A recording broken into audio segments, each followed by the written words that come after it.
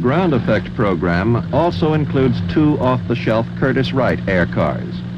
This one seats 4 or has a payload capacity of 1,000 pounds.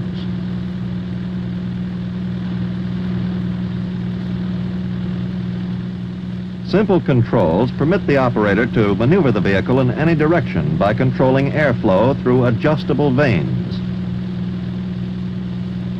2 180 horsepower aircraft engines power the ducted propellers for speeds up to 35 miles per hour with an operating range of 2 hours.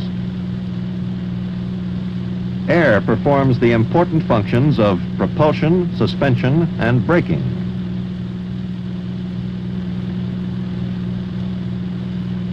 The machine is capable of turning on its own axis. The normal lift for the air car is approximately 6 to 9 inches above the ground. Since ground effect machines move on a cushion of air, they can travel over any unobstructed terrain, water, mud, swamp, ice, or snow. With this research program, the Army truly takes a step into a new field which may offer improved surface mobility.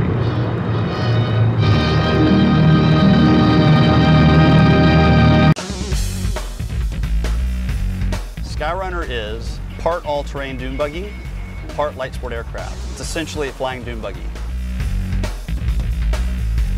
On the road, it's an ultimate off-road vehicle. You can go in the sand dunes, go off-road, dirt roads, moguls, very rugged. You can get 0 to 60 in about 4 seconds. Its top speed is 115 miles an hour.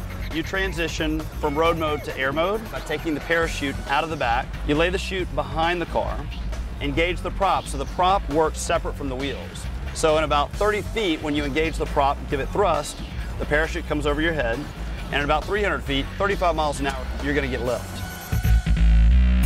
In the air, you'll get about 55 miles an hour with a cruise distance of about 200 nautical miles. Out of the factory, this thing will do about 15,000 feet.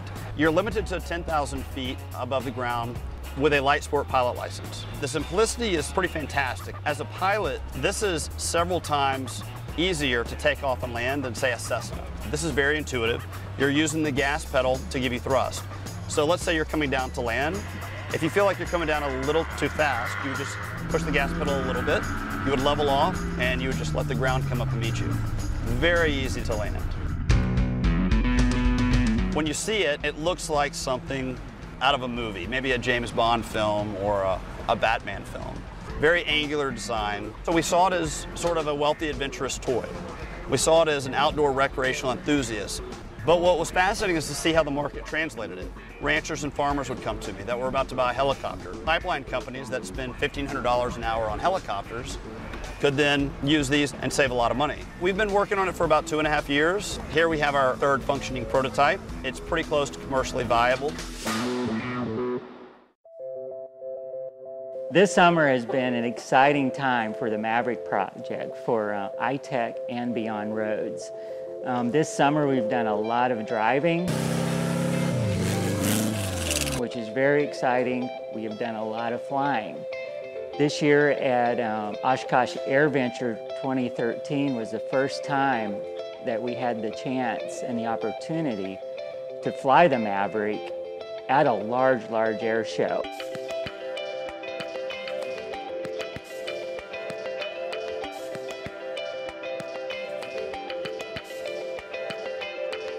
Also, after AirVenture was over, the Maverick actually traveled more north and went to a farm show up in Minnesota, and it's the first time the Mavericks were displayed at a farm show. After the show in Minnesota, the Mavericks went to Pennsylvania to a Mission Aviation fair called Smoketown. I had the opportunity also to fly there, and everything was just really nice. It's really nice to be able to show the Maverick out in public and fly it for them.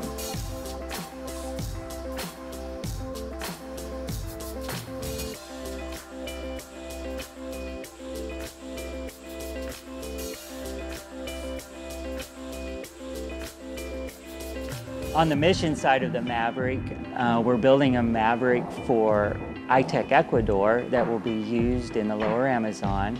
We're very excited about it to put it into use in the jungles of Ecuador.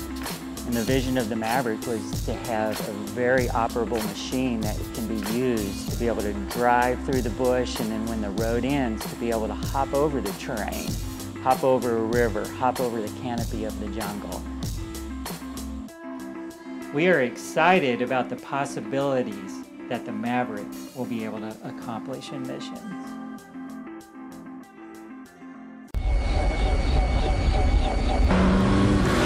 This week, the Dutch company PAL-V announced the first flights of its prototype flying car.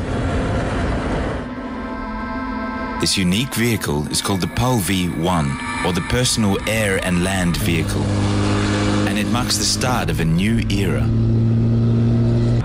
On the ground, the vehicle drives like a sports car. Within minutes, its rotor is unfolded and its tail is extended. Then it is ready to take off thanks to the advanced gyrocopter technology. With these successful test results, it's proven that it is not only possible to build a flying car, but also that it can be done within existing international rules for both flying and driving. Having passed this important milestone, the company is now inviting investors to join them in creating the future. The next step will be the design of the first commercial production model of the PAL-V, and first deliveries are expected in 2014.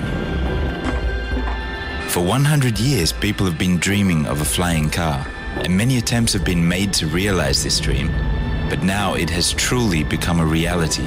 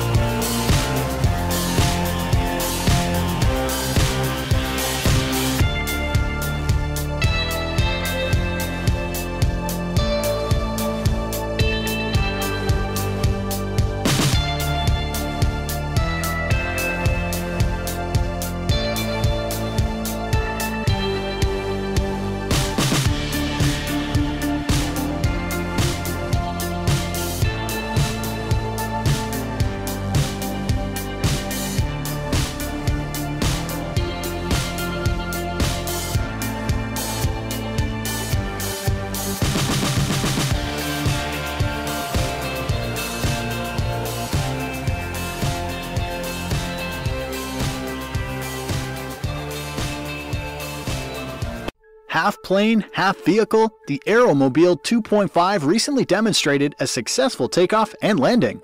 The futuristic beast is an impressive, functional prototype of the company's Aeromobile 3, a third-generation concept.